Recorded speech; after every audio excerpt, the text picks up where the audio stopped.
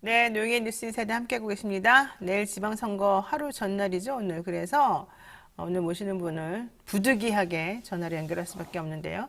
어쨌든 지방선거 본투표를 하루 앞두고 아직까지 경합 지역이 많은 만큼 여야 모두 마지막까지 열을 올리고 있습니다. 지금 민주당에서는 야, 5곳만 이겨도 우리는 선방한 거다. 이런 말이 나올 정도로 사실은 위기죠. 국민의힘에서는 10곳 이상의 승리를 장담하는 분위기입니다. 그렇지만 민주당은 그럼에도 불구하고 서해벨트를 중심으로 이번 선거에서 승리해보겠다는 구상이고요. 이 견제와 균형이라고 하는 측면에서 현재 여당을 좀 잘 잡아주기를 그렇게 좀 바라고 있는 것 같습니다. 현재 지방선거 판세와 관련해서 김성환 더불어민주당 정책위 의장 연결해서 이야기 나누겠습니다. 의장님 안녕하세요. 네, 안녕하세요. 김성원입니다. 네, 요즘 선거 어떠십니까? 네, 이제 내일이면 투표인데, 네. 하루 전까지, 뭐, 최선을 다하는 거 외에 뭐, 다른 방법이 있겠나 싶습니다. 열심히 뛰고 있습니다. 너무 말씀이 추상적이에요, 솔직히. 예? 예, 예. 자, 어쨌든 내일이 지방선거 본투표 날인데 사전투표가 지방선거 중에서는 최대를 기록했단 말이에요. 이게 예전 같으면 이건 무조건 민주당이 유리한 거다 이렇게 판단했을 수 있겠지만 요즘은 또 좀 그게 판세가 바뀌지 않았나요? 어떻게 보십니까, 유불리를? 예, 뭐, 과거에는 주로 사전투표를 민주당 지지하시는 분이 많이 했고, 네. 본투표 때 이제 국민의힘 지지하시는 분들이 나왔는데, 이제 최근 들어서는 이제 국민의힘에서도 사전투표를 적극 독려하고 있는 상황이라, 지금 뭐 최대를 기록했다는 것이 특정 정당에게 유리하다, 불리하다, 네. 이렇게 예측하기는 어려운 것 같아요. 그렇죠. 이제 다만, 젊은 유권자층이 그렇게 깊이 있는 고민을 하고 있지 못하다가 최근에 들어서, 고민하는 흐름들이 좀 보이고 있어서, 오히려 본투표장에, 젊은 유권자들이 많이 나올 가능성도 있다, 이렇게 보여집니다. 그래서 최후까지 뚜껑을 열어봐야 알지 않을까. 특히 충청도나 이제 서울, 경기, 인천, 강원 지역은 마지막까지 본투표에 최선을 다하고 그 결과를 지켜봐야 될 것 같습니다. 네.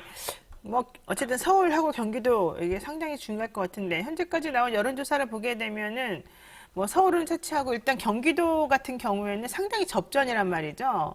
네. 그래서 예측이 좀 어려우실 것 같기는 합니다만은 일단 민주당에서는 그래도 낙승을 기대하고 계십니까? 뭐 낙승을 기대하는 건 아닙니다만 어제 김은혜 국민의힘 경기지사 후보의 재산 신고가 허위라고 하는 사실을 공식적으로 선관위가 확인했지 않습니까? 네. 이게 이제 공직선거법 위반에 해당되는 거고 대체로 이와 유사한 재산 허위 신고를 하신 분들이 그 후보직 혹은 이제 당선되더라도 그 지위를 잃은 경우들이 많아서 네, 그렇죠. 아마 경기도 선거의 최대 변수가 되지 않을까 싶습니다. 그래요. 근데 이런 건 사실 이게 강용석 후보 측에서 먼저 이 의문점을 제시하고 나온 거고 사실은 이게 한 3년 정도 된 거 아니에요? 이 김은혜 후보 재산 신고는 왜 지금까지 밝혀지지가 않았나요? 3년 전에 재산 신고를 변동하지 않고 계속 똑같이 신고를 한 거죠. 그러니까 최근에 재산 신고를 한 이제 걸 가지고 사실상 보니까 네, 사실상 축소 신고한 거를 이번에 이제 선관위에 이제 후보 등록하면서 재산 신고를 하게 되지 네, 않습니까? 그랬죠. 그러니까 이번에 확인하는 거죠. 자, 좋아요.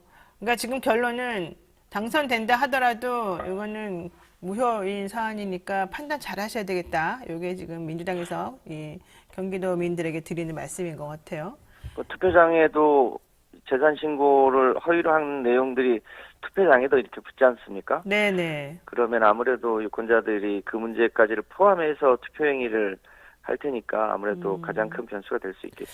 그래요. 어쨌든 지금 김은혜 후보에 대한 재산 신고는 거짓이었다는 게 선관위 공식적인 입장이니까 그 부분은 네. 또 하나의 변수가 될 것 같은데 또 더 중요한 변수가 생겼습니다. 이재명 총괄선대위원장이 김포공항 이전 문제를 내놓았는데 이게 제주랑 인천 이 두 지역의 이해관계랑 또 맞물려 가지고 당내에서도 조금 여러 가지 의견이 있는 것 같아요. 지금 솔직히 말해서 어떤 상황입니까? 민주당 내의 정확한 입장은 이준석 그다음에 송영길 전 대표가 한 말하고 같은 궤를 갔나요? 아닌 의견들이 좀 많이 나와서. 이 문제는 이제 국토의 일종의 대전환과 관련된 일이어서 네, 굉장히 장기적인 과제입니다. 뭐 그렇죠. 당장 뭐 4년, 5년 만에 해결할 수 있는 일이 아니고요. 네, 또 특히 이제 제주도하고 관련해서 보면 제주도의 일종의 이제 이 KTX가 제주도까지 연결하는 게 더 적정하냐 아니냐 네, 네. 뭐 이런 문제까지를 다 검토해서 중장기적 과제로 이제 국민적인 합의도 필요하고 연구도 필요하고 뭐 이런 숙제들이 있습니다. 네. 특히 이제 김포공항과 인천 영종도 공항을 연결하는 이제 GTX 뭐 D 노선이랄지 뭐 이런 게 연결이 돼서 인천공항을 가나 김포공항을 가나 GTX 기준으로 큰 차이가 나지 않는다. 네. 뭐 이런 이제 국토 대개조 전략들이 있고 네. 그 후에 이제 검토해야 될 숙제들이기 때문에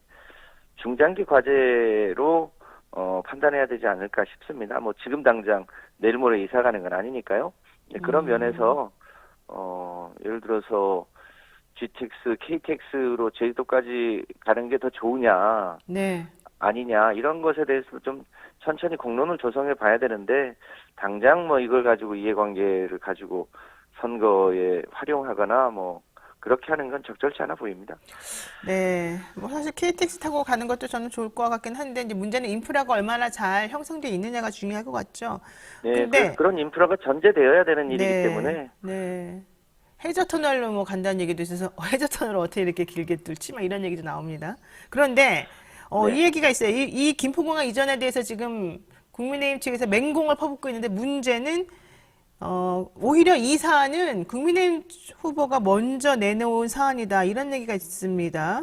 그러니까 국민의힘의 이기재 양천구청장 후보가 선관위에 제출한 공약에 따르면 김포공항 이전 지속 추진이라는 게 나와 있고 이게 원희룡 국토교통부 장관 의원 시절에 보좌관을 했던 분이 내놓은 거라서 게다가 제주도 서울 본부장을 역임한 분이라서 이게 오히려 실현 가능성 있는 혹은 국민의힘 쪽에서 원래 밀었던 그런 공약이 아니냐라는 얘기가 나와요. 그런데 게다가 오세훈 서울시장 후보도 사실은 이 김포공항 이전 문제에 대해서 긍정적으로 검토했던 것으로 지금 자료들이 나오거든요. 근데 그런데 현재는 오히려 막 엄청나게 맹공을 퍼붓고 이 민주당의 이런 공약이 허무맹랑하다는 식으로 좀 공격을 하고 있어요. 이건 어떻게 보십니까?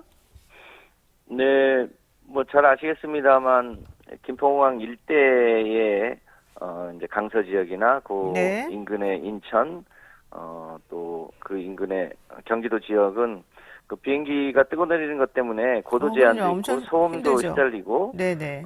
그 일대 전체의 이제 개발도 제한되어 있어서 그 일대에서는 김포공항을 이전하자는 의견이 꽤 있었습니다. 그렇죠. 오래전부터. 네. 그래서 그것에 대한 찬반도 있었고요. 그런 점을 감안해 보면 지금 국민의힘의 저 비판은 좀 엇가인 경향이 좀 있는 거죠. 지나치다? 억지로. 네, 억지로. 네. 그래서 이 부분은 찬반이 있는 문제이기 때문에 중장기적인 과제로 여러 가지 인프라 문제까지 고려해서 해야 될 문제로 보여집니다. 네. 지금 말씀하신 대로 그 일대 지금 국토부 장관이 된 원희룡 의원도 양천의 국회의원 일대 뭐 검토했던 사안 아니겠습니까? 네. 이제 그런 것이니만큼 좀 장기적인 과제로 우리 국토를 어떻게 배치하는 것이 더 효과적인지 이제 공론이 필요한 시기 아닌가 싶습니다. 네. 알겠습니다. 그 박지원 공동비상대책위원장 기자회견 때문에 당내 갈등이 폭발하고 아주 난리가 났는데요. 뭐 하루에 10,000통의 문자를 받았다. 뭐 이런 얘기까지 지금 나옵니다. 근데 결과적으로는 박지원 위원장이 5가지 새신년을 제안했단 말이에요. 지방선거 마무리되면은 한번 해보자라고. 이런 것들은 어떻게 좀 진행이 되고 있나요? 아무래도 저희가 대선에서 패배한 정당이기 때문에 네. 대선에 왜 패배를 했는지 등에 대해서 되돌아보고 평가하고 또 혁신 과제를 만들고 또 실행하고 그렇게 해야 되는데 네네. 대선이 끝나자마자 곧바로 지방선거이다 보니 대선에 대한 평가나 또 네. 혁신에 대한 과제를 제대로 정리하지 못한 측면이 실제로 있거든요. 그래서 이번 지방선거까지 끝나면 대선에 대한 결과와 지방선거 결과를 포함해서 평가하고 또 국민들이 동의할 때까지 일종의 무한한 혁신 작업들을 해야 되지 않겠습니까? 네. 그래서 이제 박지원 위원장이 제안한 그런 내용까지를 포함해서 우리 당이 또 변화 혁신을 더 가속하게 해야 되는 건 뭐 당연한 숙제라고 생각하고 있습니다. 지금 혁신안을 간단히 살펴보게 되면 정치 교체를 완수하자, 청년 정치 문호를 확대하자, 그다음에 당내 성폭력 등 범죄 행위에 대해서 무관용 원칙을 확립하자, 대선 당시에 대국민에게 약속한 공약은 신속하게 이행하자, 건전한 토론 문화 정착을 위해서 당원의 해당 행위나 언어 폭력에 대해서는 엄격하게 대처하자, 양극화를 해소하고 기후위기, 국민연금, 인구소멸, 지방청년 일자리 해결에 필요한 입법을 추진하자, 뭐 이런 등등이어서 그동안 박지원 위원장이 크게 강조하면서 주장했던 586 용태론 이게 빠졌어요. 그렇다면은 이게 타협한 거냐? 586 용태론을 주장해놓고 갑자기 이건 빼버린 이유는 도대체 뭐냐? 이런 얘기 나오거든요. 이건 어떻게 보십니까? 사실은 이제 86 용태론 이 용어를 근원으로 따지고 올라가면 네. 이게 소위 보수 언론이나 보수 진영이 민주당과 개혁 진영을 일종의 공격하는 언어의 표현입니다. 그렇군요. 그 우리 사회의 핵심적인 문제는 여전히 우리 사회의 기득권층과 소위 부자들이 그 자신의 기득권을 지키려고 하는 여러 흐름들이 더 본질적 문제잖아요. 네. 그게 양극화 문제하고도 연결돼 있는 거고요. 그러니까 86세대에게 바랬던 것은 우리 사회의 정치적 민주화뿐 아니라 사회 경제적 민주화도 빨리 이뤄라라고 하는 기대가 있었는데 네. 그 기대를 이제 다 하지 못한 거 아니냐. 86세대가 정치를 하면서 네. 이런 것에 대한 비판과 아쉬움이 있었는데 여전히 우리 사회의 핵심적 과제는 소위 부의 불평등 분배 또 특권층의 여전한 특권 이런 문제가 있는데 이런 네. 문제를 한편으로 가리기 위한 수단으로 보수 진영이 써왔던 용어이죠. 이제 그런 면에서 보면 86세대가 여전히 국민의 기대에 못 미치는 것은 있지만 네. 소위 이 보수 진영이 쓰는 언어를 그대로 가져다 쓰는 거는 제가 보기엔 적절치 않아 보입니다. 네, 그런 면에서 네. 뭐 더 열심히 하고 또 시대의 추세에 따라서 또 현역에서 물러나야 될 사람은 또 물러나야 하는 거고 그런 문제 아닌가 싶은데요. 이 표현 자체가 적절치 않기 때문에 그 취지는 감안하되 우리가 내부적으로 더 되돌아보고 오히려 사회 경제적 민주주의, 양극화 해소 이런 데 조금 더 적극적으로 나서야 되는 것을 통해서 해결해야 될 문제 아닌가 싶습니다. 근데 말은 좋은데 뭐 예를 들어서 물러나야 될 사람은 물러나야 된다 그랬는데 물러나야 될 사람이 누가 있습니까? 예를 들어서 그렇게 물어보게 되면 대답하기 곤란하잖아요. 네. 결과적으로 이거는 그냥 공연불일 수도 있다. 선거 막판 앞두고 너무 시끄러워지는 걸 방지하기 위한 이런 생각도 좀 있습니다. 있기는. 좋아요. 자, 그런데 더 중요한 거는 이번 상황을 보니까 민주당 당내 개파가 너무너무 복잡하더라. 이게 이제 국민들의 머릿속에 탁 박혔다는 겁니다. 솔직히 말해서 개파 갈등이 그렇게 심합니까? 민주당 현재?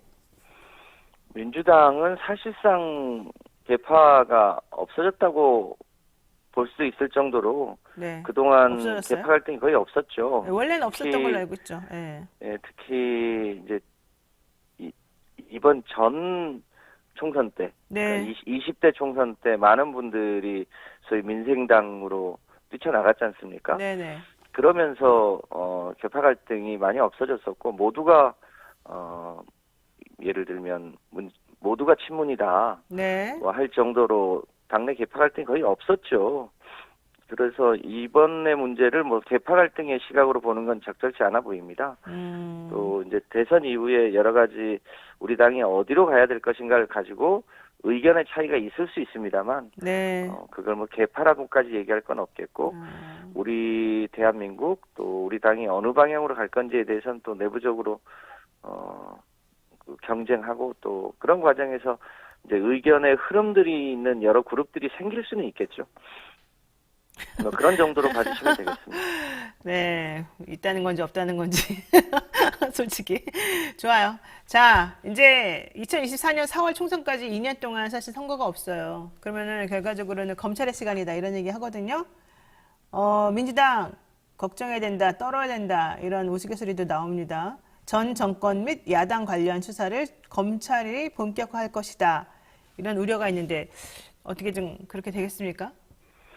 글쎄요, 뭐 여러 가지 흐름으로 보면 이제 소위 대한민국을 군사 독재 시대에 이어서 검찰 독재 시대, 검찰 공화국 시대로 지금 가려는 흐름들이 네. 곳곳에서 잡히지 않습니까? 네, 그 공직에 대한 인사 검증에 대한 권한도 법무부로 넘기고 또 네, 청와대의 감찰 기능도 검경으로 넘기고 그렇게 하면서 이 검찰공화국으로 가는 흐름들이 속속 보이고 있는데 지방선거 끝나면 여러 가지 면에서 그 우려했던 일이 현실화되지 않을까 싶습니다만 대한민국이 민주공화국이고 또 법 앞에 평등해야 되므로 그 사안에 맞게 너무 과도한 것에 대해서는 저희가 당당하게 비판하고 맞서고 또 국민들에게 호소할 건 호소하고 그래야 되지 않을까 싶습니다.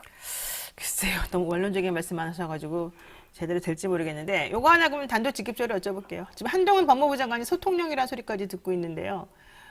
지금 뭐 대법관 인사 13명에 대해서 14명 중에 13명 인사를 또 본인들이 한다 그러고 헌재 재판관은 이 5년 안에 9명이 다 바뀝니다.